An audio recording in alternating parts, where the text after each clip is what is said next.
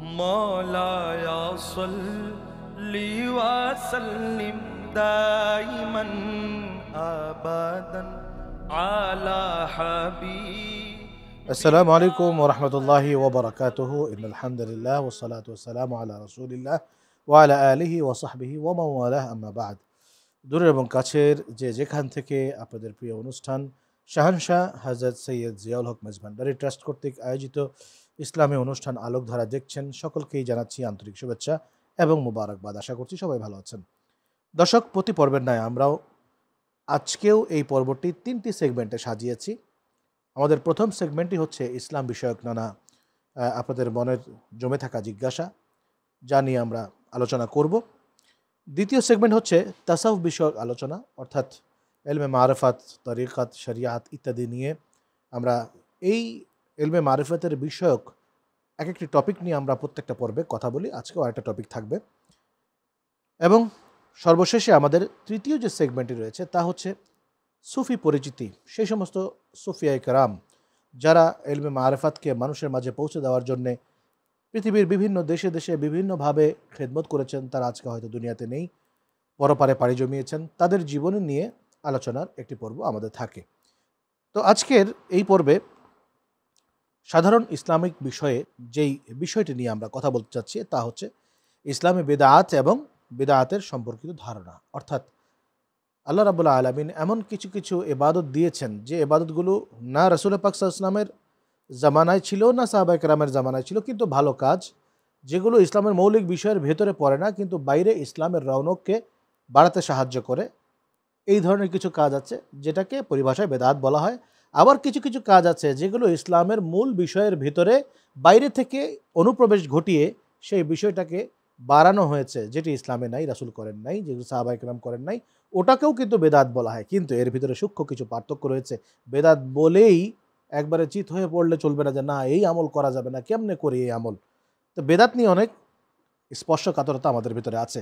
আজকে এই বিষয় নিয়ে কথা বলার জন্য আমাদের স্টুডিওতে আমন্ত্রিত অতিথি হিসেবে রয়েছেন মাদ্রাসায়ে গাউসুল আজম মেজভান্ডারী ফটিকছড়ি চট্টগ্রামের সম্মানিত আরবি প্রভাষক এবং শান্তিনগর কেন্দ্রীয় জামে মসজিদ বায়েজিদ চট্টগ্রামের সম্মানিত খতিব মাওলানা মোহাম্মদ মুজিবুল হক। আসসালামু আলাইকুম ওয়া রাহমাতুল্লাহি ওয়া বারাকাতুহু। ওয়ালাইকুম আসসালাম ওয়া রাহমাতুল্লাহি ওয়া বারাকাতুহু। মোহতারাম, আজকে যেই শিরোনাম দিয়ে আমরা শুরু করেছি বিদআত, বিদআতের সংজ্ঞাটা, সঠিক সংজ্ঞাটা, যদিও আমাদের মাঝে এখন অনেক মানুষ বেদাত চিনে, যে বেদাত কথায় কথায় বলে বেদাত, আসলে বেদাতের সংজ্ঞাটা কি তাদের জানা আছে কিনা এটাও আপনি জানিয়ে দেবেন। আউযু বিল্লাহি মিনাশ শাইতানির রাজিম। বিসমিল্লাহির রহমানির রহিম। ধন্যবাদ, আপনি একটি গুরুত্বপূর্ণ বিষয় অবতারণা করেছেন। আমরা দেখি যে বর্তমান সময়ে বেদাত এটি প্রচলিত শব্দ, তবে এই শব্দটা আমরা শুনি যে কোনো বিধর্মীদের কাছ থেকে নয়, কোনো খ্রিস্টান বা ইহুদিদের কাছ থেকে নয়, এই শব্দটা শুনি মুসলমানদের কাছ থেকে। কেমন? প্রথমত আমরা বেদাত শব্দটা একটা আতঙ্কের নাম। আপনি যদি চিন্তা করেন যে কোনো কাজ করলেই, উদ্ভাবনা, নতুন চিন্তা আবিষ্কার করলেই এটিকে বলা হয় বেদা, এবং আপনাকে কোনো জাস্টিফাই করবে না। বেদা শব্দটি আসছে মূলত বেদাত বিদআত শব্দ থেকে আসছে। মুফাসসিরগণ বিভিন্ন ব্যাখ্যা দিয়েছেন। আমরা দেখি যে বেদাতের সঠিক সংজ্ঞা কোনটা আসলে। আমরা ইখতারা ওয়া সানাআহু লা আলা মিসাল, এখানে বলা হচ্ছে নতুন কিছু আবিষ্কার করা এবং পূর্ব দৃষ্টান্ত ছাড়াই সৃষ্টি করা। পূর্ব দৃষ্টান্ত একটা শর্ত কিন্তু আছে। বেদাতের সঠিক সংজ্ঞা ইবনে হাজার আসকালানী রাহমাতুল্লাহ আলাইহি চমৎকারভাবে বলেছেন, আল বিদআতু আসলুহা মা আহদাসা আলা গায়রি মিসালি সাবিক। পূর্ব নমুনা ছাড়াই যা উদ্ভাবন করা হয় সেটাকে বলা হয় বেদাত। তাহলে আমরা দেখি পূর্ব নমুনা ছাড়া, এই কথাটা ওনারা বলেন না, এবং ওনারা ঢালাওভাবে বলে কুল্লু বিদআতিন দালালা ওয়া কুল্লু দালালাতিন ফিন্নার। প্রত্যেক বেদাত হচ্ছে পথভ্রষ্টতা এবং প্রত্যেক পথভ্রষ্টতা জাহান্নামে যাবে তারা। এই যে একটা সংজ্ঞা দেয়, এটা সম্পূর্ণ অপব্যাখ্যা। আমরা দেখি যে বেদাত শব্দটি পবিত্র কোরআন কারিমে বিভিন্ন জায়গায় এসেছেন। আমরা দেখি আল্লাহ সুবহানাহু ওয়া তাআলা পবিত্র কোরআন কারিমে বলে বাদিউস সামাওয়াতি ওয়াল আরদ। আল্লাহ বলেন যে আসমান জমিন সমূহের দৃষ্টান্তবিহীন স্রষ্টা। আল্লাহ পাক রব্বুল আলামিন পবিত্র কোরআনে অন্য জায়গায় বলেছেন কুল মা কুনতু বিদআন মির রাসূল। হে রাসূল, আপনি বলুন, আপনি কি বলবেন? আমি তো রসুলদের মতো অভিনব কোনো রসুল নই। তাহলে আমরা দেখি বেদাত শব্দটা কোরআন পাকে এসেছে, এবং বেদাতের সঠিক ব্যাখ্যা ইবনে হাজার আসকালানী রাহমাতুল্লাহ আলাইহি সহ মুফাসসিরিন কেরাম যে ব্যাখ্যাগুলো দিয়েছেন, সেখানে আমরা এটাই পাই, পূর্ব নমুনা ছাড়াই নব আবিষ্কার। তো আমরা যারা বেদাতকে বা বর্তমান সময়ে আপনি দেখবেন যে এই যে আপনার সাথে কথা বলছি, মিডিয়া, প্রিন্ট মিডিয়া, অনলাইন যুগে বর্তমান, এটা তো রসুল পাকের যুগে ছিল না। এখন যে মৌলবীরা যে টকশোতে বসে কথা বলছে, আমরা দেখি যে ওই ডিভাইস ওই সময় ছিল না। তাহলে যে প্রত্যেক বেদাত যদি পদভষ্ট হয়, এটাও একটা নব আবিষ্কার। আমাদেরকে দেখতে হবে এটা কোরআন, হাদিস, ইজমা, কিয়াসের কন্ট্রাডিকশন হচ্ছে কিনা। এটা হচ্ছে মুফাসসির কেরাম বিভিন্ন ভাগে ভাগ করেছেন। এটার ব্যাখ্যা দিতে গিয়ে অনেকে বেদাতকে দুভাগে ভাগ করেছেন। একটা বেদাত হাসানা, বেদাত সাইয়্যা। বেদাত হাসানা যেই এমন বেদাত নব আবিষ্কার যেটা কোরআন হাদিস বিরোধী নয়, ইজমা কিয়াস বিরোধী নয়, এবং এটা হচ্ছে অলরেডি আমরা দেখি যে কোরআন হাদিস সমর্থক করে, ইজমা কিয়াস কারা শক্তিশালী করে, এবং ইসলাম তাহজিব তামাজ্জুন সুন্নাতকে আরও বেশি দৃঢ়তা বোঝানোর জন্য ব্যবহার করে থাকে। এবং নেহায়া কিতাবের একজন লেখক তিনি এটার ব্যাখ্যা করতে গিয়ে তিনি বলছেন যে বেদায়াতুল হুদা, এমন বেদায়াত যেটা মানুষকে রাস্তা দেখায়, সৎ প্রদর্শন দেখাবে, এটার মধ্যে গুমরাহি নাই। আর একটা বেদায়াতুল দলায়ালা। তাহলে আমরা দেখি যে এমন কিছু বেদাত যেগুলো হচ্ছে মানুষকে সঠিক পথ দেখাবে, সঠিক রাস্তা দেখাবে। এখন আমরা বিভিন্ন সময় আমরা জিজ্ঞাসা করে দেখি যে যেমন রসুল পাকের পরবর্তী যুগে যদি কোনো কিছু আবিষ্কার হয়, সব কিছু যদি বেদাত হয়, তাহলে আমরা রসুল পাকের ওফাতের পরপরেই সাহাবায়ে কেরামের যুগে ইবাদতের মধ্যে আমরা অনেক সময় সংযোজন দেখতে পাই। তো এই দৃষ্টিকোণ থেকে যারা কথাটা বলে, তাহলে আমরা তো তারাবির নামাজ আদায় করতে পারবো না। হযরতে ফারুক আযম রাদিয়াল্লাহু তাআলা আনহুর আমলে তারাবির নামাজ জামাত সহকারে আদায় করার ক্ষেত্রে আমরা সেটা দেখতে পাই। এরপর হাইয়া আলাস সালাহ, হাইয়া আল ফালাহ নতুন সংযোজন হয়েছে। এরপরে জুমার সানে খুতবা যার প্রচলন, এটাও আমরা দেখি যে পরবর্তীতে মুফাসসির কেরাম রসুল পাকের ওফাতের পরপরে কিন্তু চালু করেছেন। এবং ফারুক আযম রাদিয়াল্লাহু তাআলা আনহুর এই তারাবির নামাজকে এটাকে কি বলেছেন, আমরা যদি দেখি বেদাআতুন নি'মাতিন হাযিহি, এটা উত্তম বেদাত বলেছেন।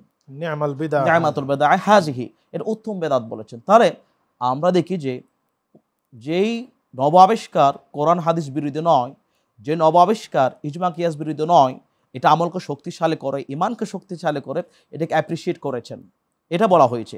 এবং আপনি দেখবেন আমরা বর্তমান সময়ে কোরআন হাদিস বোঝার ক্ষেত্রে আমরা কোরআন শরীফের সংকলন, আপনি জানেন রসুল পাকের ওফাতের পরপরই হযরতে সিদ্দিক আকবর রাদিয়াল্লাহু তাআলা আন, ফারুক আযম রাদিয়াল্লাহু তাআলা উভয়ের পরামর্শে একটা বোর্ড গঠন করা হয়, এবং সূচনা কিন্তু কোরআন সংকলনের কাজ ওইখান থেকে শুরু হয়। তাহলে আমরা বেদাত যদি বলতে হয় রসুল পাকের ওফাতের পর, তো কোরআন শরীফ তো সংকলন হয়েছে রসুল পাক ওফাতের পর থেকে শুরু হয়েছে। তাহলে ওই সমস্ত যারা এই কথাগুলো বলে এগুলো ভিত্তিহীন। এবং আপনি দেখ উসমান গনি যিনুরাইন রাদিয়াল্লাহু তাআলা আন, উনি কোরআন শরীফের সংকলন, জামিল কোরআন বলা হয় ওনাকে, সংকলন করেছেন।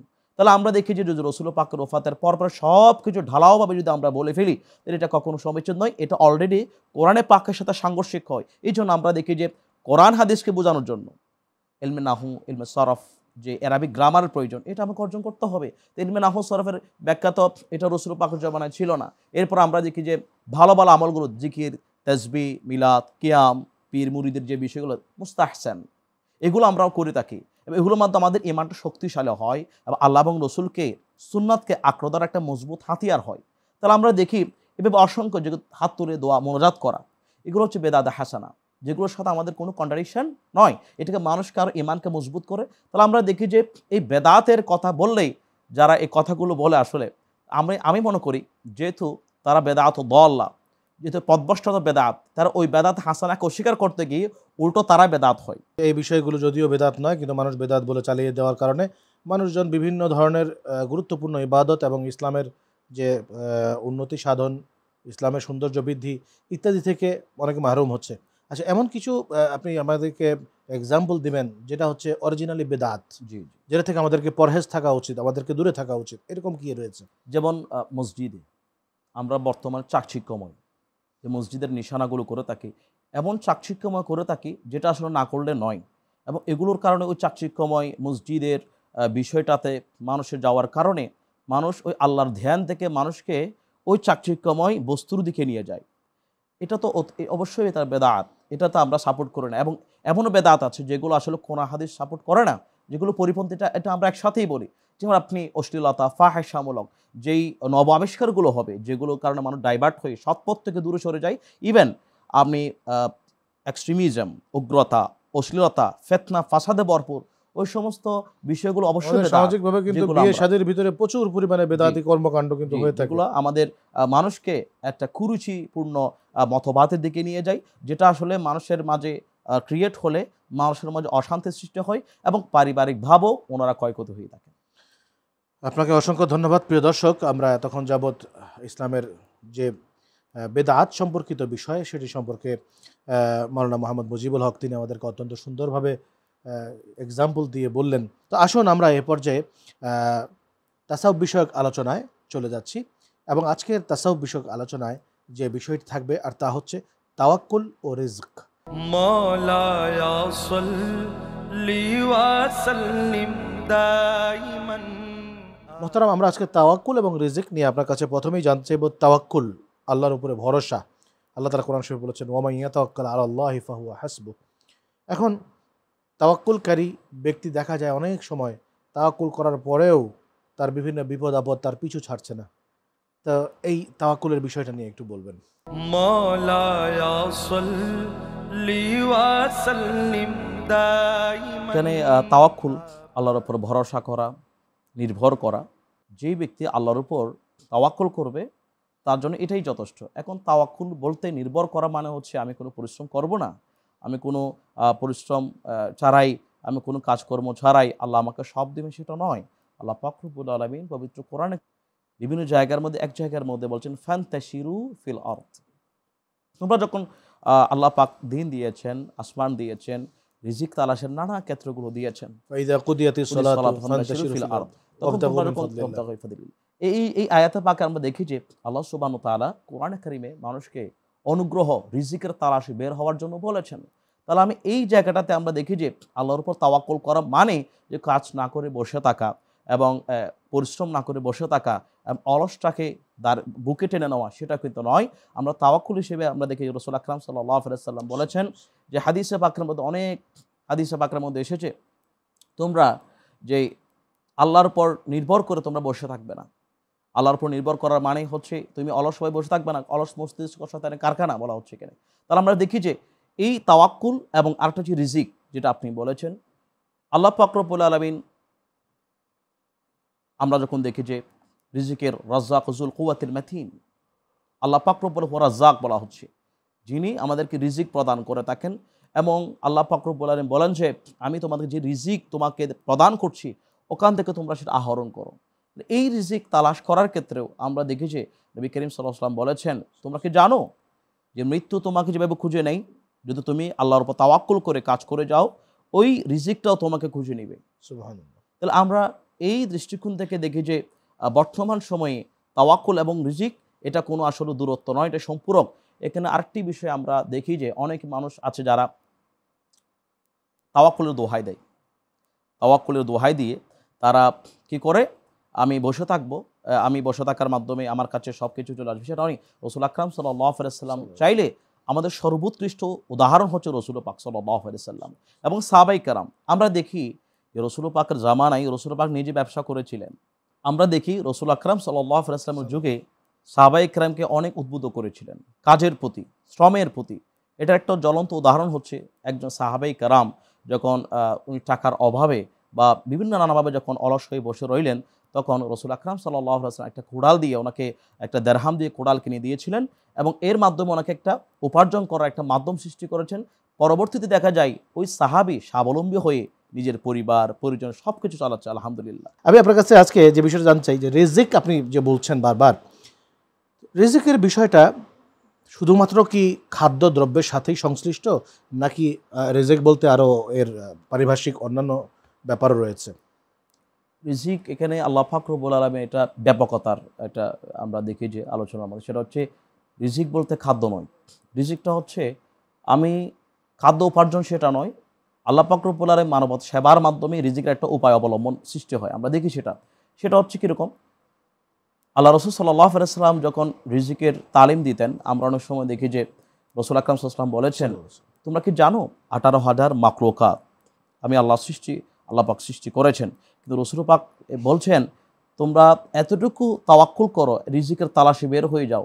আমি এতটুকু দৃঢ়তা যে একটা পাখি যেভাবে সকালবেলায় কালিপেট হয়ে যখন যায়, আবার সন্ধ্যাবেলায় তার ঘরের মধ্যে ফিরে আসে, এই রিজিকটা কে দেয়? আল্লাহ দেয়।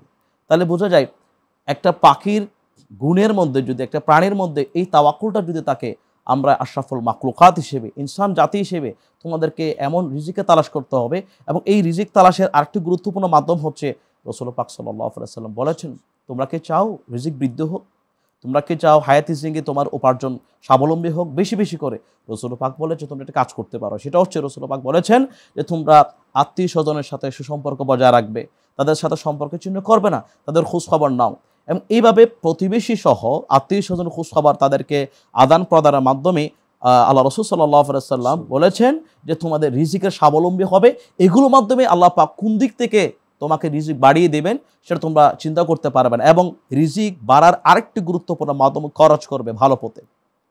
পরিবার, পরিজন, সমাজ, আত্মীয়জন যে যত বেশি খরচ করবে আল্লাহ পাক বলেন তার ডাবল আল্লাহ পাকের সেই রিজিকের ব্যবস্থা করে দিবেন। রিজিকের ব্যাপারে আরেকটা বিষয় আমি আপনার কাছে জানতে চাইবো, সেটি হচ্ছে যে অনেক সময় বলে যে রিজিক নষ্ট হয়ে যাচ্ছে, রিজিকের ক্ষতি হওয়া, এই বিষয়টা একটু বলবেন, রিজিক কিভাবে নষ্ট হয়? আল্লাহ পাক আপনাকে বান্দাদের মধ্য থেকে অনেক কিছু বাচ্চাকে রিজিক দিয়েছেন, আপনাকে সম্পদ দান করেছেন, এটার ব্যবস্থাপনা করেছেন।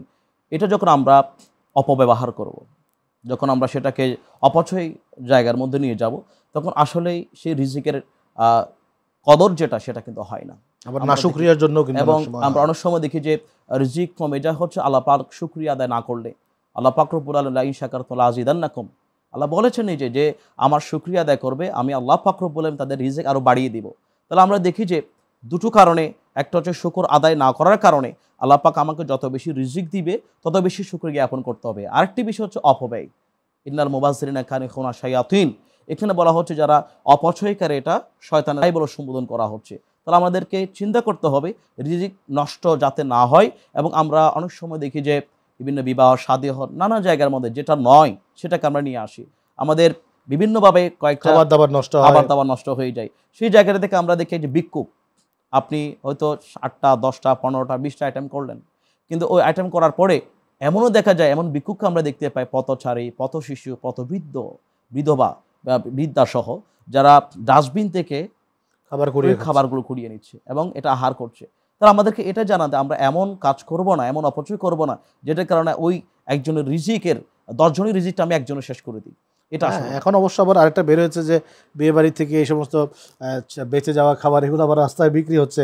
কিন্তু দেখা যায় যারা বিয়ে বাড়িতে খেতে যান, বিয়ে বাড়ি শুধু নয় বিভিন্ন বাফেট যে রেস্টুরেন্টগুলো আছে সেগুলোতে যারা খেতে যান, দেখা যায় আমি টাকা দিয়েছি 1,500 টাকা দিয়ে আমি খেতে আসছি, হ্যাঁ, কিংবা এত বড় উপহার নিয়ে বিয়ে বাড়িতে আসছি, এই টাকা আমি উসুল করে তারপরে ছাড়বো। সে প্লেট ভর্তি করে গরু গোশত নিচ্ছে, প্লেট ভর্তি করে মুরগি নিচ্ছে, এই যা খাবার সে খেতে পারবে না, 3 জনের খাবার একজন নিয়ে সে সেগুলো হাত দিয়ে ঝুটা করে করে করে করে একটা অর্ধেক অর্ধেক করে কামড় দিয়ে ফেলে সেটাকে নষ্ট করছে। অথচ এই খাবারটা 3 জনে খেতে পারতো, তার ভাগ্যে কিন্তু ওই খাবারটা কমে যায়। তো এই জিনিসটাই আসলে রিজিকের মধ্যে যে নোকসান বা কমতি ঘাটতি। আপনাকে অসংখ্য ধন্যবাদ। প্রিয় দর্শক, আমরা আমাদের তৃতীয় সেগমেন্ট সুফি পরিচিতিতে চলে যাচ্ছি।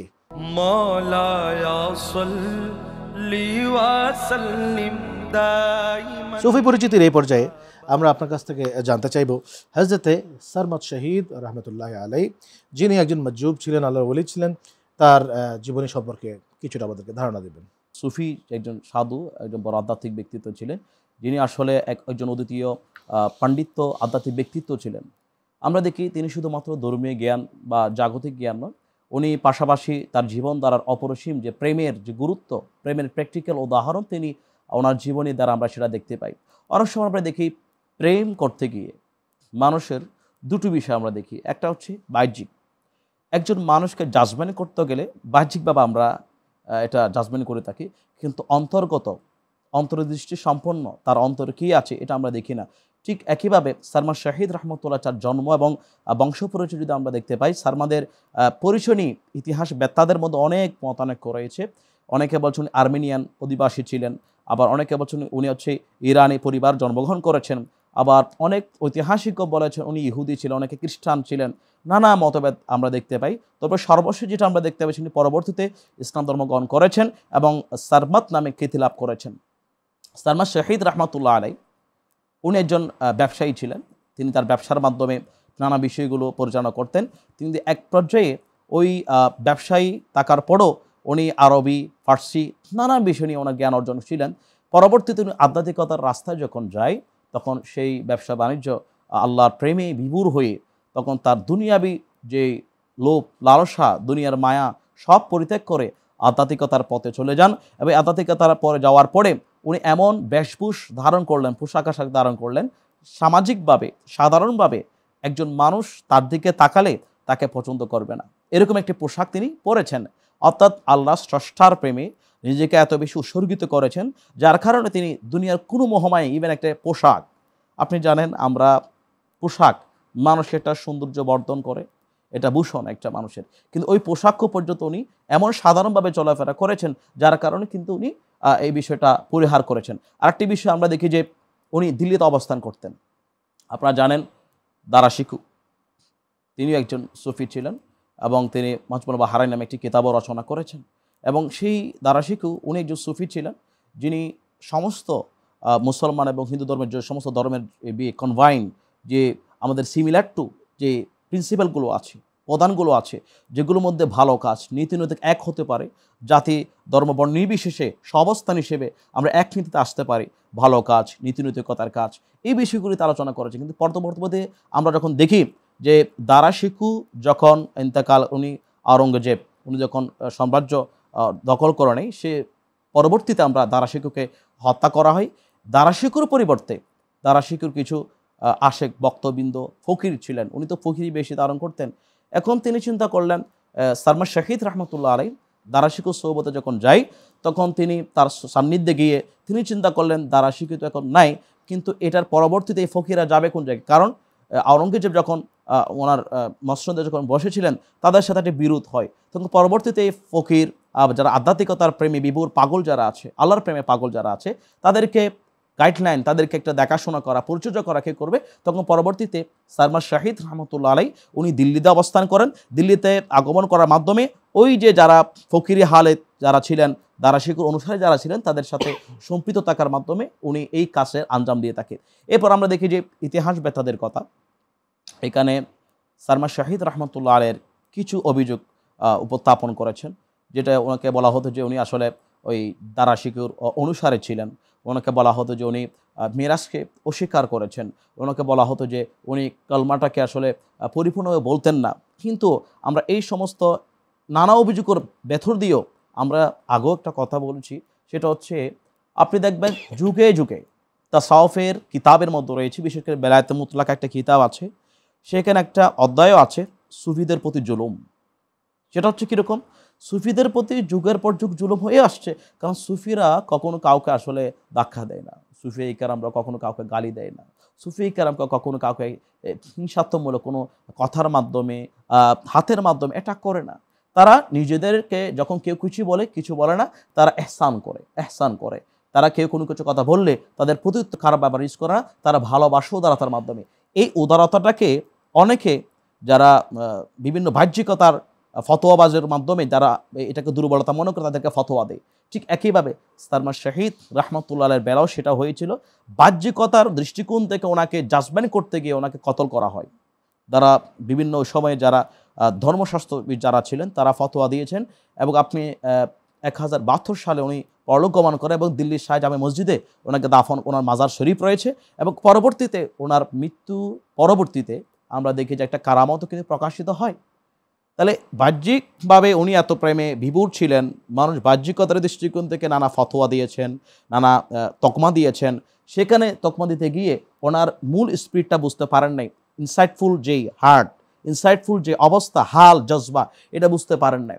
উনি বুঝতে পেরেছেন যখন একটা কারামত প্রকাশিত হয় ওনার মৃত্যুর পরও, লা ইলাহা ইল্লাল্লাহ মুহাম্মাদুর রাসূলুল্লাহ সাল্লাল্লাহু আলাইহি ওয়াসাল্লাম, মৃত্যুর পর উনি উচ্চারণ করতেছেন, এই কল্পটা বারবার পড়তেছেন।